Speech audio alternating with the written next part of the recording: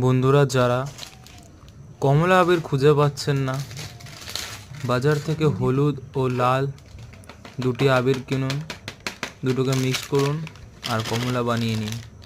কাল হয়তো অনেক কমলা আবির পাবেন না, অনেকেই খুঁজছেন কমলা আবির পাচ্ছেন না, তাই লাল আর হলুদ কিনুন, দুটোকে মিক্স করুন আর কমলা আবির বানিয়ে নিন।